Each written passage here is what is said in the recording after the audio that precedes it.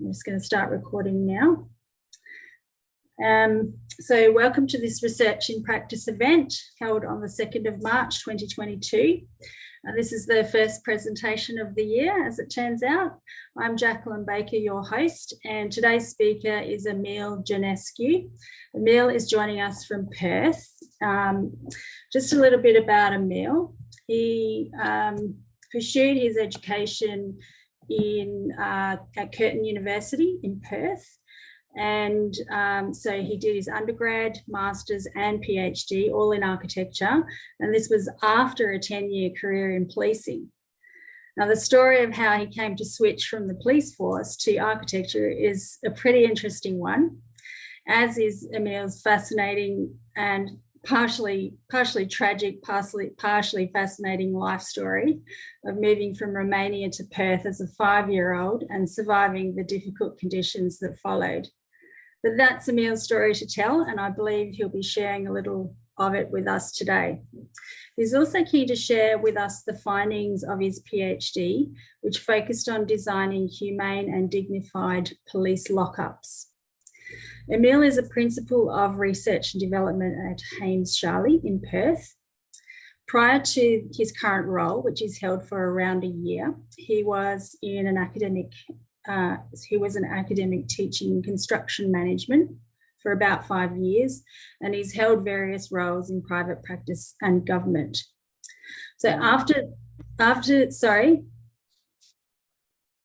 the presentation, there'll be an opportunity to discuss the presentation, as well as, just if you'd like to, we can discuss the challenges and opportunities that come with managing a research development portfolio in a medium to large size architectural practice.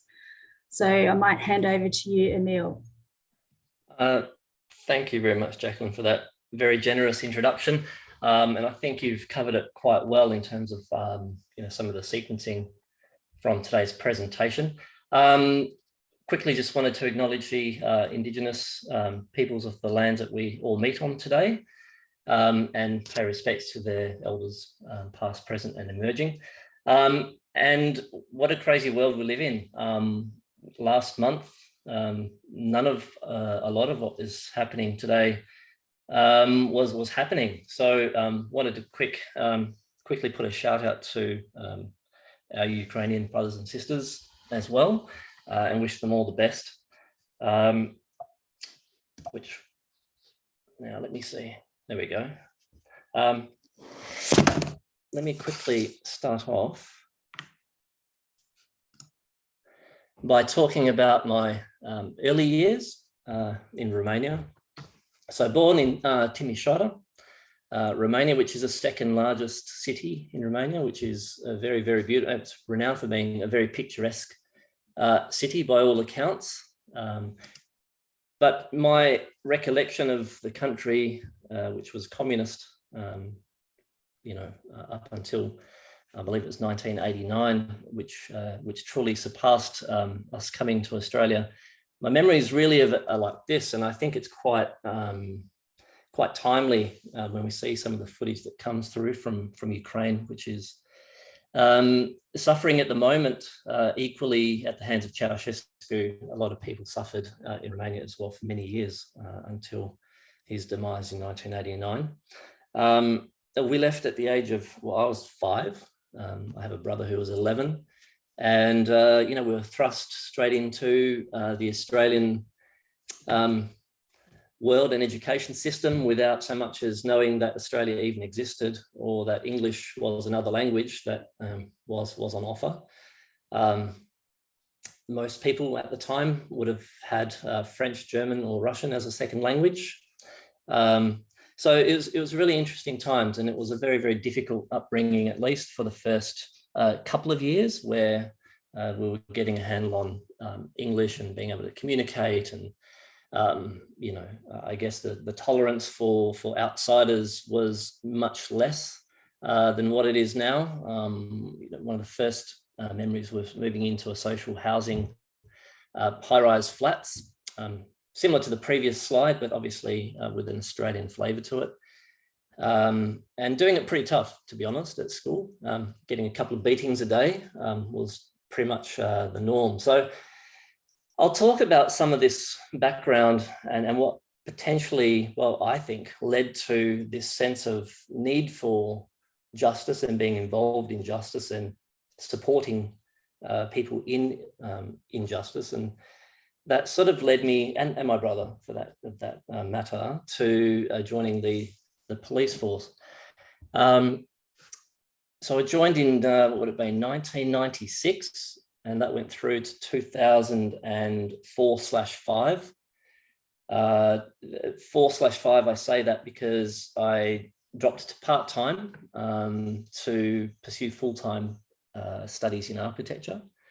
So for that 1 year, I was a full-time student in first year in architecture, which is, as most people might know, is quite a heavy course, and still maintained a 2 10-hour shift, Friday and Saturday night gig at one of the furthest police stations that you can find in Perth. It was about a 50k drive straight from the campus straight to my shift, which made things very, very difficult for that first year. But in any case, what I touch on is some consistency across the different stages of life, and this will make more sense as we go through the presentation. And I think it's the overlapping theme is justice and behaviour. And that was instilled very early in life, a certain type of behaviour because of a regime or upbringing, and a sense of injustice. And then similarly again in early Australia, and then policing, but we're sort of adding to the level of knowledge and how we adjust behaviour or accept behaviour.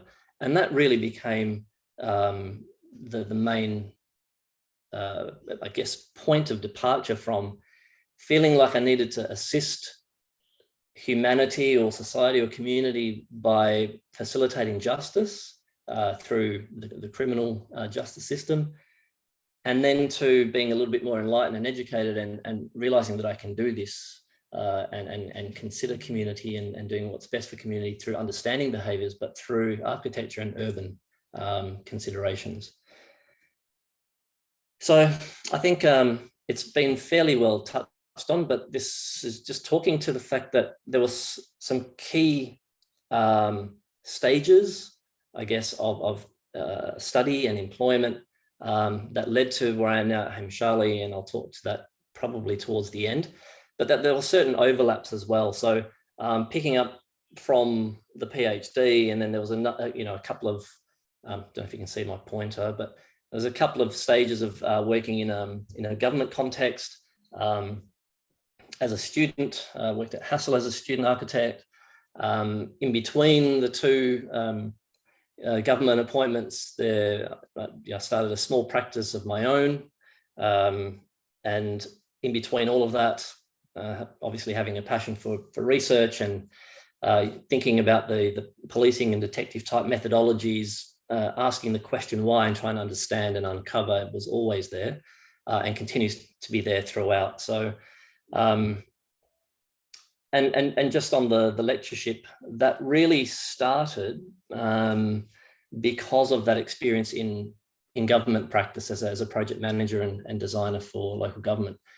It's a facet that they didn't have in their course, and I was invited to come in and add this dimension to the course, purely for the sake that there's hundreds of millions of dollars worth of municipal level capital works and maintenance, but no one was being taught any sort of stakeholder engagement or any sort of, I guess, like tendering. How do you tender and how do you deal with local government? It was all sort of commercial and private. So that led to 5 years as construction management, but also before that there was some architecture, but it wasn't as a full-timer, it was more as a sessional.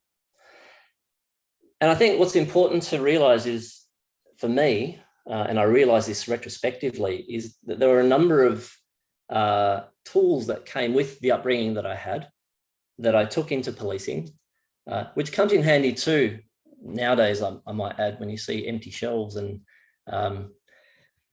having empty shelves and no food in Romania was quite the norm. So I kind of laughed when toilet paper was the most important thing that people couldn't find, but stripped shelves are certainly no stranger to me.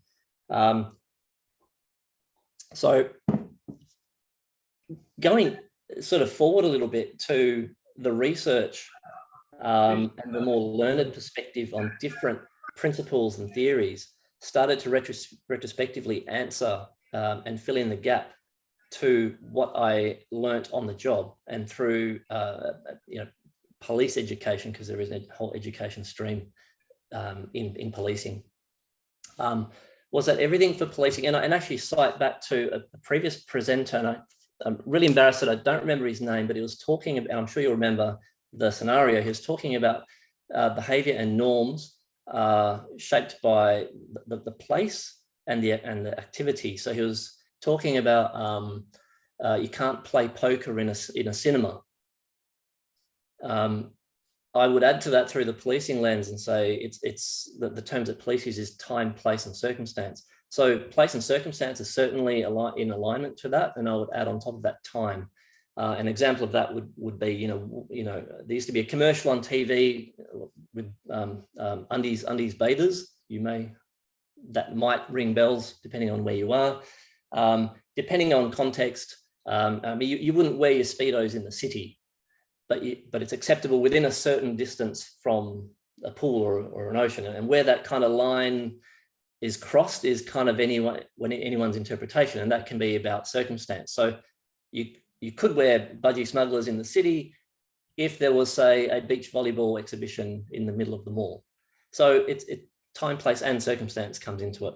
But then there's a whole bunch of different theories and principles, as I said. Time, place, and circumstance is one. Looking at Jeremy Bentham, behavioural modification through the Panoptic principles, affordance by James A. Gibson, territorialization by Irving Goffman and Irvin Altman, proxemics, and looking at boundaries. And then there's things like density and densification, and these start to add into it as well. And I think what was interesting is we'd won a number of, this is back in at Curtin, we'd won a number of NPC, New Colombo Plan grants, and we took students away into the jungles of Borneo, and we stayed with some of the indigenous tribes there. And I think it was interesting to go back all the way through to a sort of what would otherwise be a very primitive, very, vernacular way of living, and seeing how that space informs their behaviour and how their customs and behaviours are supported through the spaces that they have. And this has been a theme that has been threaded through students' courses and their research, as well as a very large interest of mine. So from there comes a whole bunch of, and I use the term, when I refer to myself as specialised in something, I use it very loosely, but if we talk about areas of interest, it's around psychology of space, surveillance, hypersurveillance, how space can shape behaviours, how we can use street furniture to shape behaviours. So I'll really scratch the surface of the PhD and how that kind of was a direct transfer really from what I knew, understood, and had worked with as a police officer, and how this could be reinterpreted, better understood, and help shape space, but not only shape space, but provide recommendations for changing management and policy. And there's some direct alignments between, obviously, the objectives of the study and the methodology that was adopted to satisfy these objectives. And they ranged from very, very deep spatial observations. They didn't involve any of the detainees at all. We looked at the training, the ops manuals that police were working to, and the philosophy of crime punishment, and trying to actually work out when prisons specialised and when police lockups did not. And I'll come to that in another slide. These are just examples of a lot of different site visits and codifying the spatial relationships amongst the different spaces. So the one on your left is the now defunct East Perth lockup. That was across 3 floors. And looking at the spatial relationships, it was very interesting that the spatial relationships of this, when it was still in use during the PhD, I think this was probably around 2010, 2011. Yeah, it is 2011. It was still functioning at the time, and it shut down or was decommissioned not long after this. And during these studies, the new police precinct was under construction. And I had the opportunity to go visit that as well. And just interestingly, that the new one is based on is influenced a lot by sort of a new generation design thinking in police lockups that used what's called the Roma Street lockup in Brisbane. So I went to visit that as well, and that there are some overlapping similarities in thought that takes away from this linear type of design, which really goes back and stems back to prison design, which is completely different to lockups. So I guess the first thing to talk about is that lockups, jails and prisons are not the same thing. And it was around the time that actually, no, I'll talk about that when we get to that slide. On a site visit, you know, the above is what you would expect to see. Very hard, concrete. The visual language of it suggests you're on your own. It's fight or flight, and it's really quite inhumane. It does stem back to the 70s, the completion of these, and they were heritage listed. And to situate you to where it is, it's right outside the WACA ground, the Western Australian Cricket Ground area. And if you can see my cursor, can you see my cursor? Yep, okay. So the lockup is this section here, just down at the bottom. And that was the police headquarters. So that's where the commissioned officers and whatnot would be situated. But what we're looking at this face, if we're looking at internally, we're looking at somewhere around here, right in the middle, because the top floor was completely disused at the time. So this is the slide I wanted to talk to. We looked at a timeline of where justice as an idea started, and it starts even earlier than this, but we sort of tracked it to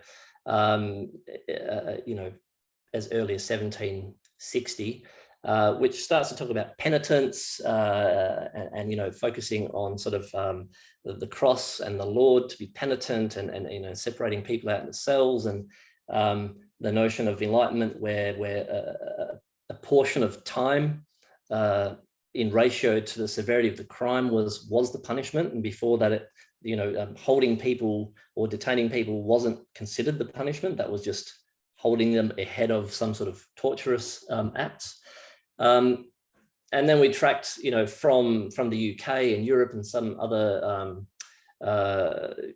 contexts, the different principles which fed right through, all the way through to East Perth Lockup. And I think the Prisons Act is what I wanted to talk to. This is really when prisons and the amount of research on prisons just amplified, and there's a lot of knowledge on prisons, but police lockups, their coding, their language, the morphology stayed pretty much the same. And that was the biggest kind of gap is if it completely serves the purpose of police for unsentenced people that have just been brought in off the street, they're highly agitated, potentially, more than likely, drug affected or alcohol affected, and are more likely to commit self-harm. Why do these lockups not specialize beyond what they currently specialize? So we can actually trace the idea of Bentham's Panopticon all the way through from the UK and a number of other institutions around that time that are all shared equally. So you're thinking about psychiatric, healthcare, holding areas and prisons themselves. So the Milbank Prison, if you actually, all of your lovely faces are above my map, but I think it's around about just under the cursor. Milbank Prison is just under the Tate Museum in London, and that's where they sent the convicts to Australia. And the person that was running this particular prison ended up being one of the stakeholders in the design of the Fremantle prison. So the thinking is directly transferable from the UK straight into the prisons in Australia and Perth. And they say the Panopticon was never built. Well, of course, it wasn't built the way that Jeremy Bentham suggested it, with the scary music and the skeletons against the doors to scare everybody. But it certainly was constructed in terms of its architectural, the machine. So there's lots of examples from around the world, from Cuba, even Australia, Stateville Penitentiary in the US, to Ireland. There's many examples where they literally took this thinking of the day. And then we think about Perth and Fremantle in particular, with the Aboriginal prison at the head of Fremantle, and also the Quad over on Rottnest Island, which received these prisoners for more long term. The one in Fremantle, which is this bottom one, was a temporary. So I suppose it's what you would refer to as a police lockup. So this was a theme and a principle, this panoptic theme, which is that all-seeing eye with a central guard that can see everybody around them, and nobody can see the guard because they're usually in a darkened room. So again, I go back to the East Perth lockup on the left and think, why are we not considering more biophilic and more natural elements, and why does it have to be so squared off? And obviously it's very efficient to do so, but equally it's dangerous to have, continues to be so, sharp corners and different ligature points. And obviously this is very dated, and it's not how it would be constructed today. But the thinking was on a larger scale, why can't this be brighter? Why can't it be smoother? Why can't it be more organic and more natural?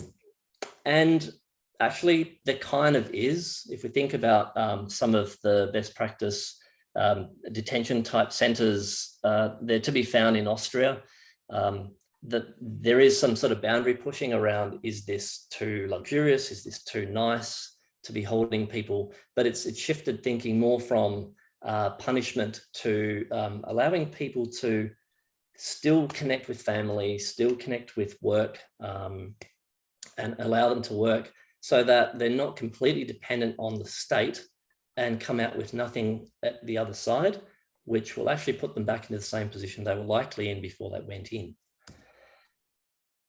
And now I just wanted to get onto a little bit of some of those principles that I was talking about earlier, and the idea of affordance. So what this slide suggests is around the idea that affordance is what the environment offers the animal, if we talk about the literal meaning of the word.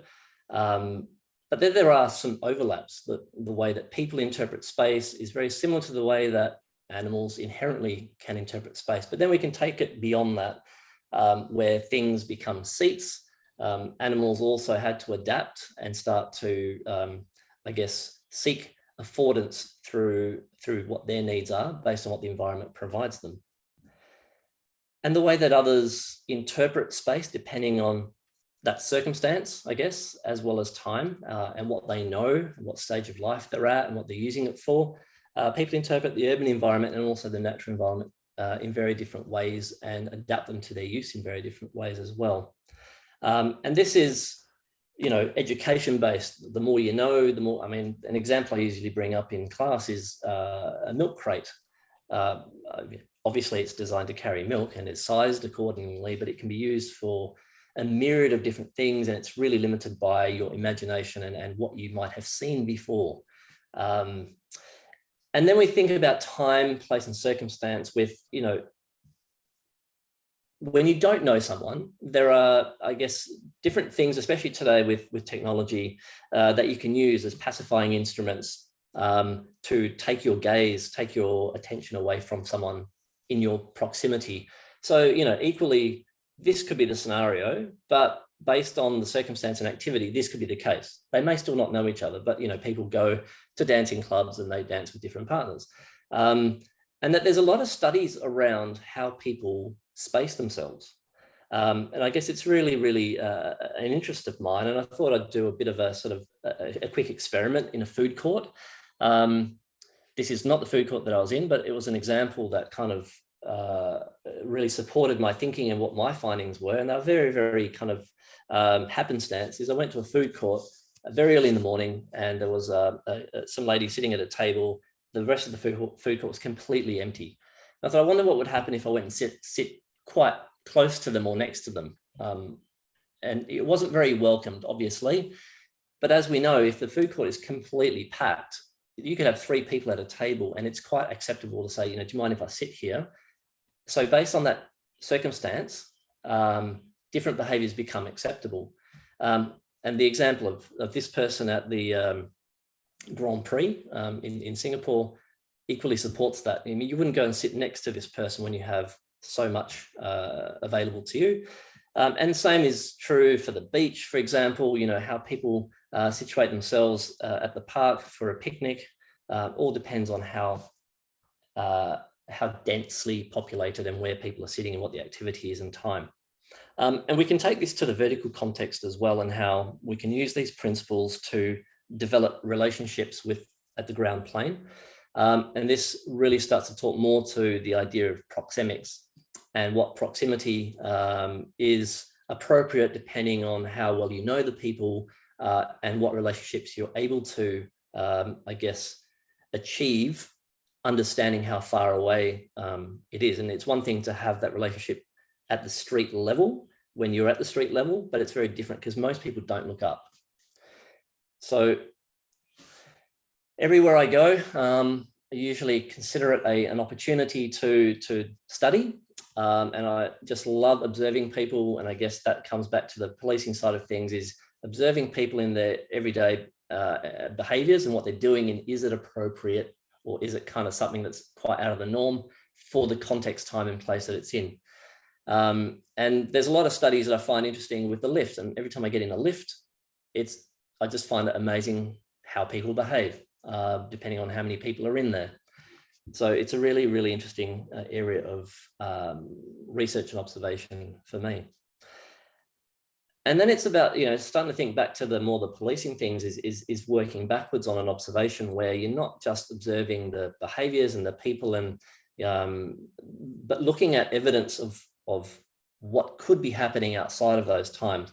And I'll just draw your attention to, this area in the East Perth lockup, which has the oils, obviously, from the body and the head, and a context at Oxford, which had similar things. And there's other little tells as well. And not just that there's rubbish, but the type of rubbish, and how many cup holders. So, like you've got a cup holder of 4 and you've got lots of Maccas, and yes, McDonald's might be around the corner, but to me, and I might be wrong, but this suggests that it's younger people, and they're hanging around here for long enough that, their bodily oils and whatnot are there. So therein lie this really, really uncomfortable slat of a seat offering that you really couldn't do much with, other than say, oh, we do have seating, but no one can actually use it. And then, things like skating, where, you have these little skateboarding things that are put on there, and then they come with grinders and pull them off. It really doesn't work well for anyone. And I just always wonder why they don't do a treatment surface on the floor that doesn't allow the wheels to actually function very well in the lead up to it. There's other ways that you can treat surfaces or accept that these things happen so that they actually don't damage anything. And then we think about seating that says, yes, you can come and hang out as long as you want, and different offerings, different heights, much more inclusive. Perth's doing its best, and some of these things work quite well, apart from the fact that there's not much shade. So you really have to think about how people actually behave. If it's scorching with sun, this is completely unusable and would be very, very hot. So there's some interesting things. So then I started thinking about, the idea of the urban environment and the spaces that we inhabit as being able to punish us. So the urban, the building and criminality, the justice system can punish, and prisons punish, as well as the urban environment can punish. loosely considered.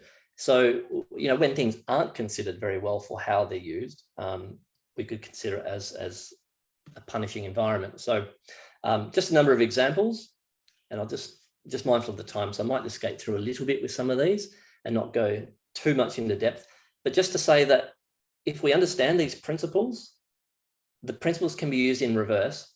So for example, Panopticism was used as an instrument, the all-seeing eye, and was seen as I guess a relationship of power that was not equal. We can reverse that and actually use it for good. So, you know, the octagon would be an example where, you know, it's center stage, everyone can kind of see in. Equally, you know, there's other examples around the world where Panopticism as a concept actually works quite well. At the same time, reverse Panopticism is considered in this particular student housing in Copenhagen. And I thought this was a really, really good example of the all-seeing eye minus the authoritarian figure, and how the principle can be used to actually create a space that is safe and starts to activate and have good oversight over each other for safety. And the idea that the different balconies all looking into the center, which is well activated, actually creates a really nice kind of relationship between, I guess, balconies and those in the center, and vice versa for safety and activation. So equally, we think about it as being for bad, but also it can be used as a concept, as an idea of this surveillance and being able to see in relationships. It can be used for good as well. Now, with Hang Sharley, so this is the first time that the research and development as a specific entity has existed. Like a lot of other large organizations, you know, research has always existed. And, you know, there's different forms of research for projects, on the end of projects, and of head of projects to support them. They're all different types of research, but it's what do we do with them? And how can we, I guess, be the best we can be through research? How can we grow through research? How do we make our research more accessible? And how do we make it more relevant and make it more evidence-based? Less about opinion, about how great something that we've done is. How do we provide a defensible position from which we can posit different things through evidence? So I guess the whole thing is setting up the entire framework of how do we do this? And it stems from shifting methodologies, using methodologies, and I guess positioning our arguments in such a way that it's more accepted to the academic world, and there is a really strong nexus with the academic and other institutes, and forming relationships with government, other researchers, other practices that have research as a focus, and not being so, I guess, hanging on to every last bit of IP, because that actually doesn't really, it helps to a point, but it doesn't help anyone. Because, and an example would be is the vaccines. I mean, if there wasn't this sort of open position to do the best, the quickest, and sharing in the knowledge, and it'd be one player looking to make as much money as they could from it, we'd be in a very different place.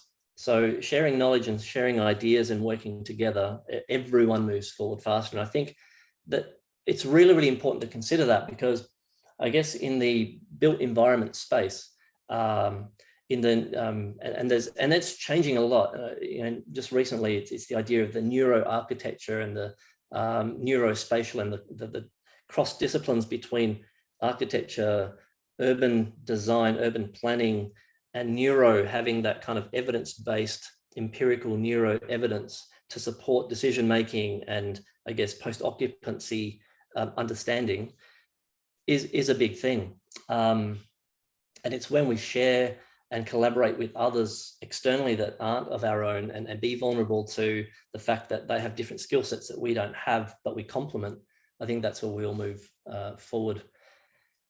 So the idea was always about short-term, medium-term, and long-term research goals and strategies, and how these would be achieved. And what's going to be internal research, what's research we need to, I guess, collaborate with external partners. Do we need to bring academics on board that have not just different skill sets, but different tools in their arsenal? For example, it's not the norm to run statistical analysis in an architectural practice, or start doing qualitative in vivo analysis and coding in an architectural practice, but to develop a scientific position from which to make arguments, certain type of arguments. These are some of the tools that we need to bring in. So developing relationships with university and other industry players, as well as government, was considered critical to making this shift. And I did blur this out, not because there's any IP in there, it's just a whole bunch of names from people from Sharley, and I thought that probably, I wasn't going to get around to asking everyone if it's okay if I put it on here, but in essence, there was a number of, I guess, discovery projects to work out, well, what are the capabilities of this organization? The question is, how do we know you're the right person for Sharley, Emil? My response was, how do I know Sharley is the right place for me? I didn't know exactly what I was inheriting until Discovery Project 1, which was an environmental scan around what everyone's capabilities are, what their understanding of research was, what interest in research they had, what streams they would align to, what systems, processes, and repositories we had at our disposal. So a lot of it was from the sort of the ground up. And the idea is to get everyone, and these were through surveys, everyone's kind of view, understanding, alignment into streams, and aligning streams with the portfolios that we have. And we have 9 portfolios, and portfolios might be something completely Sharley, so it's like a sector. So high-rise resi, health, defence. So we have 9 of these portfolios, and it was about trying to get alignment across the entire national organisation into streams of thought. And then from there, in the first year, it was around, well, what's the cutting edge research that's happening out there? What do we think we need to know? What are some of the gaps that we might have?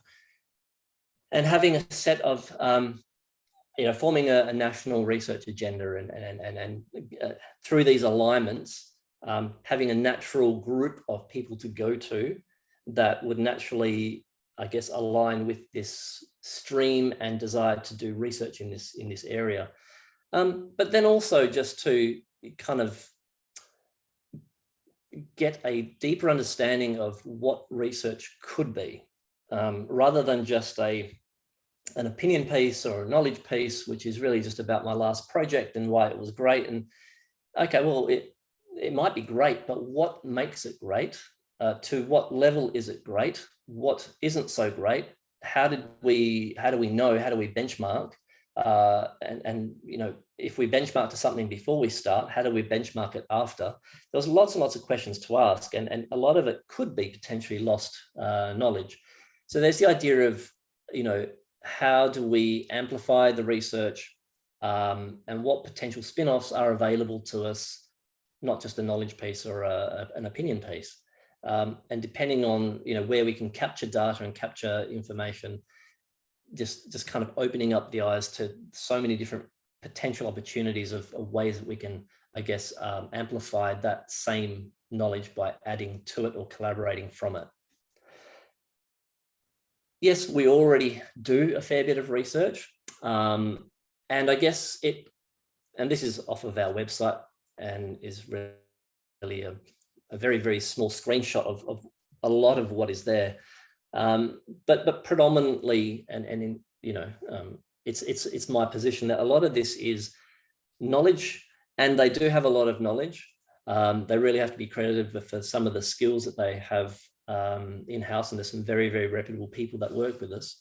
But I think it's important to take, and I think knowledge pieces are quite critical for certain types of readership, but I think to kind of spin off and amplify these, there's a lot of potential with what's already there, but kind of academicing it up a little bit or scientificing it up a little bit through additional methodologies and tools, which adds a more evidence base and starts to open up different readership and can be used in different ways as well. And that's where I finish off. I think I'm okay for time, and I'm happy to take questions. Should I stop sharing my screen? Sure. Yeah. Thanks. That's really where we've kind of ended off. I guess to elaborate on from that, that was the first year, and how the research streams and projects, and that was my method of doing it, because that allowed me to meet everybody, especially the portfolio leaders who will be doing the research, because they're the ones that need to know this and use it. It allowed me to have that coffee with them, to meet with them, to understand them a little bit. So it was kind of done pulling them along, whereas we've spun that around into a very different method for this year and moving forward, which is more of a sort of a Shark Tank model, where they come and pitch their idea. And I think that has, and I'm really, really happy how it went. It tremendously has put the onus on them, and they understand the impact, but also it allows the other portfolio leaders the opportunity to kind of make the research more open and visualize it, so they can also see the value that they can extract from others' research, rather than it sitting as a little nucleus that only I know about and that researcher and their little research team knows.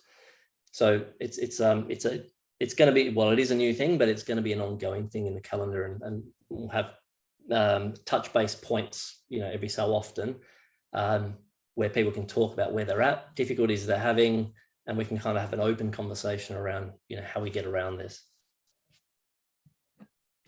Thanks, Emil, particularly for sharing so much about your role. I find that really, really interesting. And I just had one quick question. Could you give me an example of how you might have found a piece of knowledge that might typically just sit in a project and actually add that academic, you said you might academic it up a little, or make it add a bit of science? Do you have an example you could share with us? Yeah, I could think of an example where there are extensive stakeholder engagements that I think could have been amplified up if we use some tools like some de-identified surveys of the actual people that will inherit that building, rather than just the people that are managing and facilitating the services in that building. I think it would give us much stronger insight. So if we think about, let's say, like a tertiary context, a tertiary building, there are a lot of stakeholders. But I think, if we're thinking about the student as the key inheritor and who will use that space, not all students are equal. And I use that figuratively in the sense that international students might use the space differently to a local student, depending on what course they're doing or area of specialization. They may use that building quite differently. They may use that building differently depending on if they're a first year or a fourth year or a fifth, depending how long the course is, or a fifth year. So these changes happen over time. And I think if there was an instrument survey that could capture a much larger audience, I think it would get better insights. A lot of it would stem from understanding the actual end user, because things are changing so quickly. And I think with COVID, there's been a hell of a lot of research with how does COVID affect this, how does COVID affect that, and I'm sure we've all seen it and probably are doing it too. But I think there's a lot more additionalities that need to be considered, and making it a much larger case study or a larger user group, a larger sample size would benefit these even more greatly. And I think it starts to position your, that aspirational design brief stage better as the consultant to talk to, well, I know this is what you're thinking and what you think you might need, but the data suggests something a little bit different. So I think, if we're talking about a tertiary, that's a great example, because there's lots of potential like a large potential sample size to be had. And I think that's probably one area where, you know, more research of that nature could have been done in the early stages, for sure. Thanks, Emil. Just wondering if there are any questions. Kayla. Yeah, I've got one.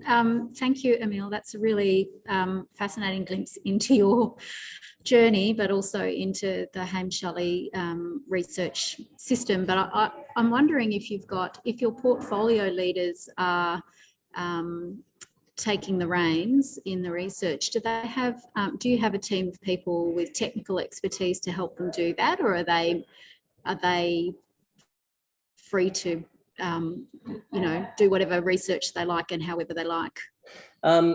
Yeah, thanks for your question. They're certainly quite free, but they're certainly not left alone. Part of that first year was developing a whole bunch of almost like lectorial, and for that first year, every single meeting that was had was hosted by myself. And I'd bring in other academic colleagues from around the country into these Zooms. And for the most part, most of the research that we would require that level of rigor, we seek collaboration with academia on those as well.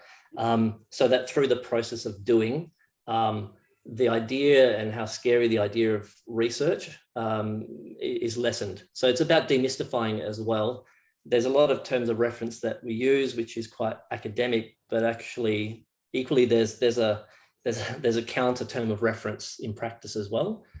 And I guess, a lot of the research they have been doing is great, but it's kind of lost. Yeah. They're so time poor, they're on to the next project. And it's important that we take stock of it because we can use this again, but also it's quite tacit as well. So it sits within that project team. How do we break that knowledge out so that it's disseminated, and having these dissemination? So the Shark Tank and the follow-ups is part of that dissemination strategy. They don't know that that's what they're doing, but that's what they're doing. So they're certainly not left off on their own. And when things like surveys, I'm happy to do that for them. So there's a whole bunch of things I'll do for them and with them, with their input. But the actual nuts and bolts of doing it, either I will do it or another co-author, co-researcher will facilitate and help them through that process. Yeah, and so how are you funding the collaborations with academia? So to date, I haven't tried to bite off more than I can chew. So most of them are kind of, win-win alignments with, key colleagues that I know have an alignment to a certain area. And I guess the area of potential for them is that it's real data on real projects. And it makes, I guess, the research that they're putting out there more penetrable into practice, as opposed to just sitting on a shelf for the sake of doing a publication. So, which is a thing, and I used to do it too, because you need to publish. But I think the value add, if I was in the reverse role and I was them, I was be thinking, if someone approached me and said, look, we've got this idea for a project and we've got consultants that can kind of chime in, and we can kind of expand it to a potential pool of others that can survey in and whatnot, I'd be saying, sign me up. Obviously we also look at applying for grants and all sorts of things, which might, like CRCs and whatnot, but the collaborative research to date has all been in kind and co-collaboration. Cool.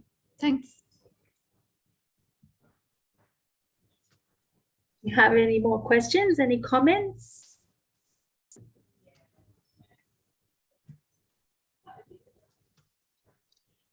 No?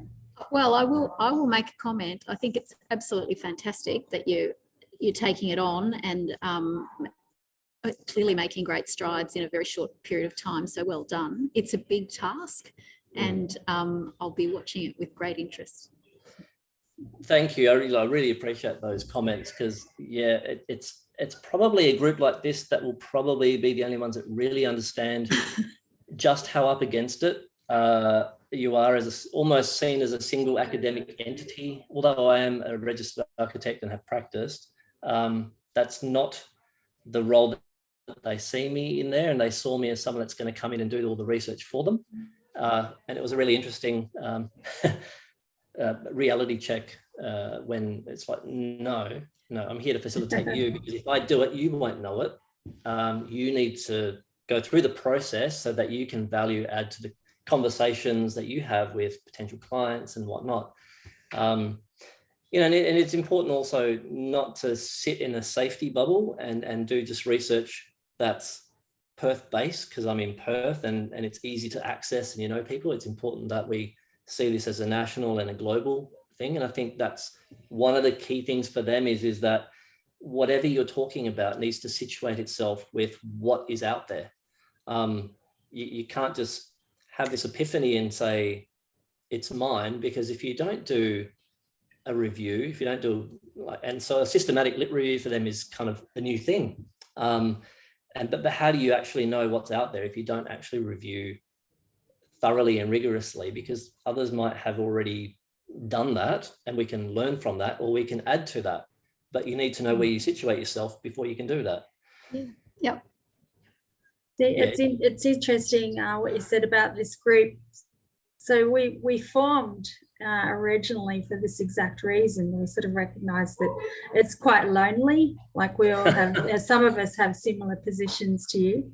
Yeah, and it can be quite lonely. For inviting me onto it, because I realised, and I've had a couple of conversations with some of the people in this group before I was invited to the group as well, and I realised that we share a very similar story, and we're all up against it, and the level of maturity in what we're doing across everyone is at different stages, but I think every stage has different challenges.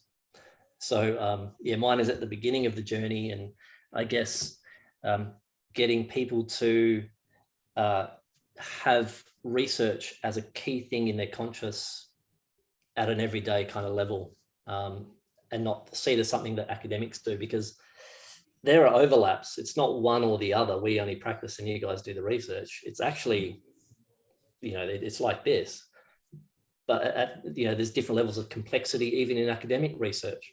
So it's just constantly working and trying to get it across and messaging it and being tenacious and not giving up, because you will find resistance. You just have to find another way around it.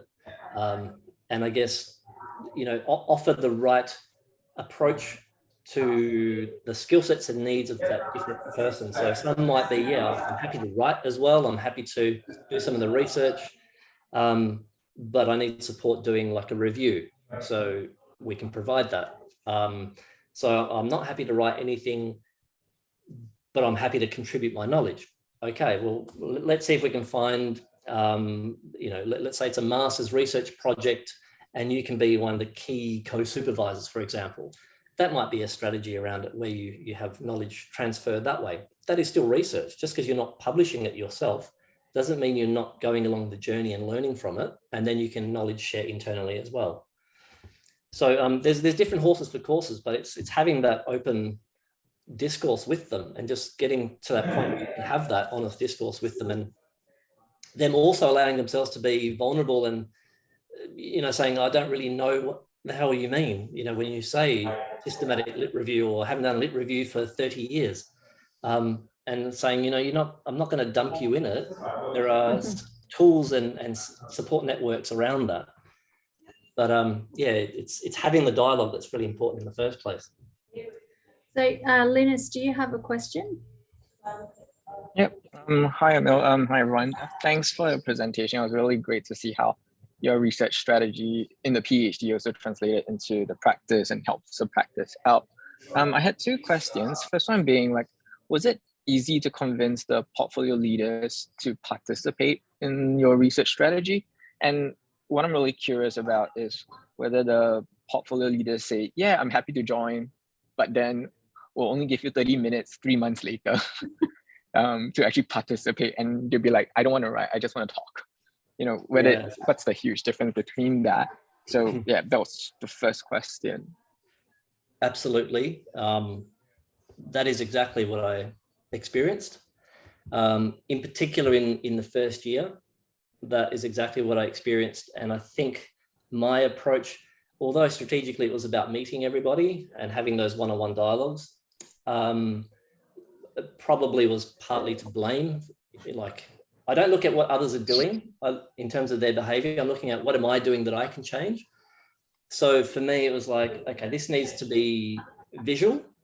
So if you're not on board, everyone knows. And also if you are, what you're doing adds value and others can start to see it. So this open dialogue around what we're trying to do, but also me connecting the dots. And I don't say like, I'm no expert, but coming from an academic world, you can always, you're in that mindset to find gaps, right? Or think of potential aims and objectives that they might have beyond just the very, very basic that they might be thinking.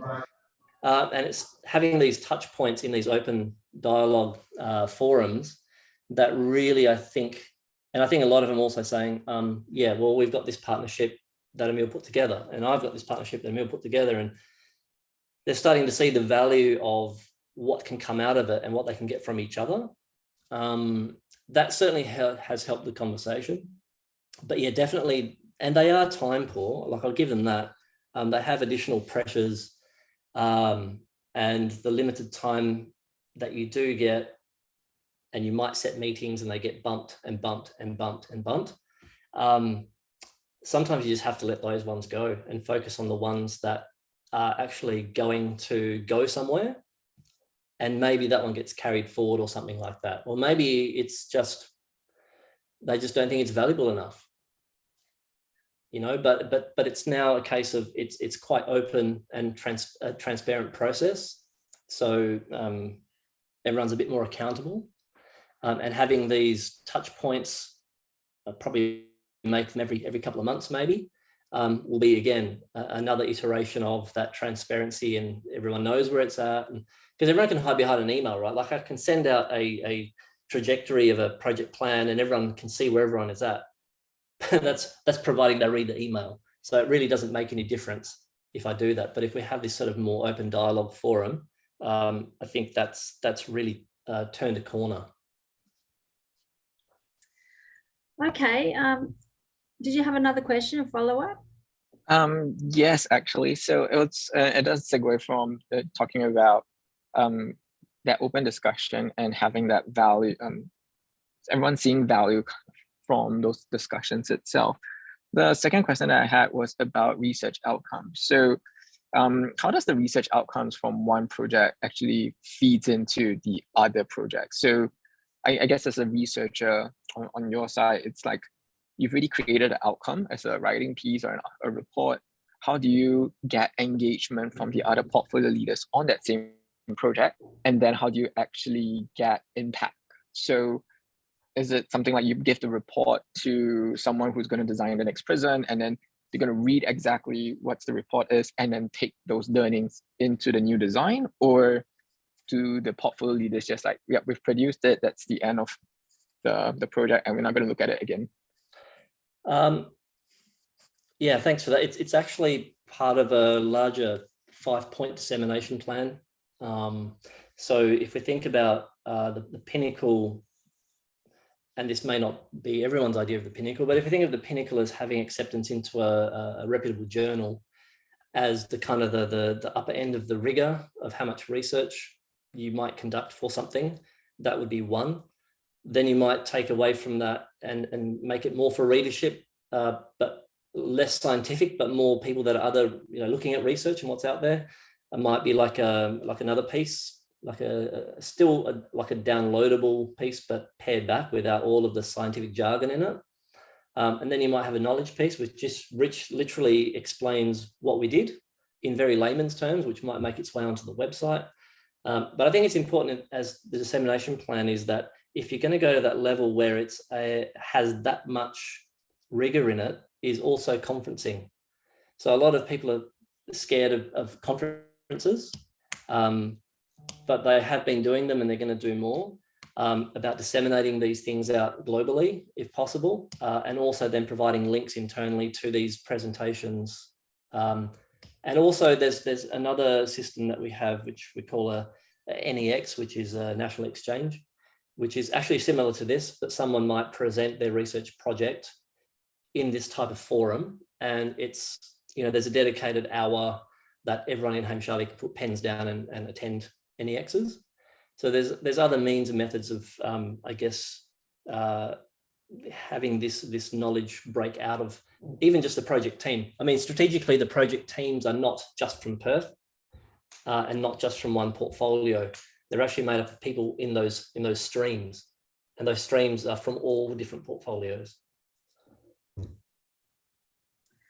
All right. Well, thanks very much for the questions. I can see people are having to get to other meetings. I'd love to keep chatting about this. It's been a fantastic presentation. Thank you so much, Emil. And we'll look forward to seeing you and everyone next month. And have a great afternoon. See you later. Thanks very much, everyone. Cheers. Bye.